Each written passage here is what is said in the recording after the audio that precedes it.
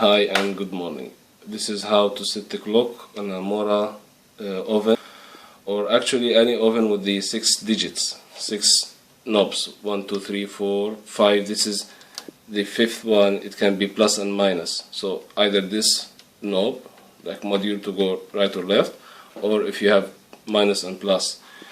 It's a really like simple job, but it can really drive anyone crazy. This is the Mora built-in oven. So the simple idea, you have the clock or the timer here, up, stop, and the hand and the wheel. So what we're gonna do, we're gonna fix it. Let's say like we're gonna increase the time.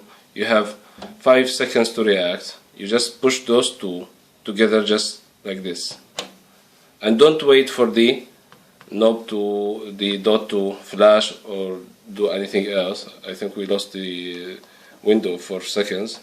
Yeah, so again we just push it like this, and you just adjust your time like this, plus or minus. So mine now is supposed to be 30, so I'm gonna leave it on 30. So this is how you adjust your time on 6 button ovens, or my oven here, the Mora brand. It's actually like a good brand, but idiot design with the wheel. So I wish that you find it like helpful. Have a good day.